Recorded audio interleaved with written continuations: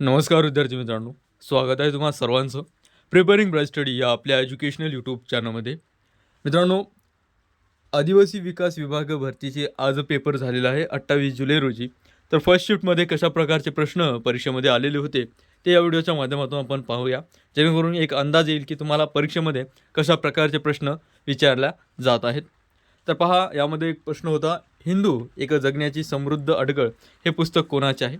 तर बरेच प्रश्न पुस्तक आणि त्याच्या लेखकाशी संदर्भात आहेत, तर हे नोट डाऊन करा. तर हे जे पुस्तक आहे ते भालचंद्र नेमाडे यांचं लिहिलेले आहे. आणि तर मराठीमध्ये पाहिलं तर नामाला य प्रत्यय लावल्यास काय बदल होतो असा प्रश्न होता, जे की पर्यायामधून तुम्हाला योग्य पर्याय निवडायचं होतं. इक प्रत्यय लावून कोणता शब्द प्रकार तयार होतो असा प्रश्न होता. त्यानंतर पहा, इंग्रजीमध्ये फेजचा समानार्थी शब्द काय, फेडरेशनचा समानार्थी शब्द काय असा प्रश्न होता. दवंडी पिटवणे म्हणजे काय, हे मराठीमधील म्हणी, वाक्प्रचार अशा प्रकारचे प्रश्न विचारण्यात आलेले आहेत पहा. त्यानंतर आणखी एक लेखकासंदर्भात विचारलेलं आहे, बलुत हे कोणाचं आत्मचरित्र आहे? तर लक्षात घ्या, बलुत हे दया पवार यांचं आत्मचरित्र आहे. तर महत्त्वाचे लेखक आणि त्यांचे जे काही ग्रंथ साहित्य आहे त्यावर तुम्ही भर द्या.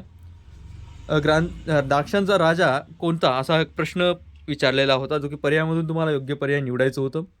Bharat Pakistan T20 world cup 2026चे सामने कुठे झाले होते असा प्रश्न होता, जे की आर प्रेमादास स्टेडियम, कोलंबो, श्रीलंका येथे झालेले होते. त्यानंतर आत्मीय सभेची स्थापना कोणी केली असा प्रश्न होता. यासोबतच पहा, ग्रेट बॅरियर रीफ कुठे आहे असा प्रश्न होता. ठीक आहे, तर जे की ऑस्ट्रेलियाच्या ईशान्य किनाऱ्यावर कोरल समुद्रामध्ये आहे. त्यानंतर पहा, हिंदी महासागरातील भारताच्या शेजारील बेटे कोणती असा प्रश्न होता.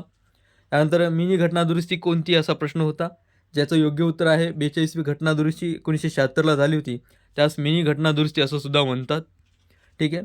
त्यानंतर पहा, 1 फेब्रुवारी 2026 पर्यंत LICचे CEO कोण होते असा हा प्रश्न होता, जे की सिद्धार्थ मोहंती हे होते मित्रांनो. त्यानंतर पहा, मराठीमध्ये आताच म्हटल्याप्रमाणे साहित्यिकावर 2 होते प्रश्न.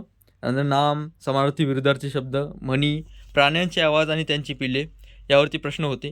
प्रयोगावरती प्रश्न होतं मराठीमध्ये. इंग्लिशमधील मराठी ट्रान्सलेशन शब्द होते. ठीक आहे. त्यानंतर मराठीत जर पाहिलं तर change the voice, synonyms, antonyms, idioms आणि करेक्ट स्पेलिंग असे ठळक जे काही मुद्दे आहेत त्यावरती प्रश्न विचारण्यात आलेले आहेत. तर अशा पद्धतीचा आजचा पेपर होता मित्रांनो. तर लक्षपूर्वक नोट डाऊन करून घ्या. अशाच प्रकारचे फॉर्मॅटमध्ये तुमची परीक्षा होणार आहे. माहिती आवडली तर मित्रांनो लाईक करा, मित्रांसोबत आपल्या शेअर करा आणि चॅनलवर नवीन असाल तर सबस्क्राईब करा, जेणेकरून अशीच इन्फॉर्मेटिव्ह माहिती तुम्हाला वेळोवेळी भेटत राहील. धन्यवाद.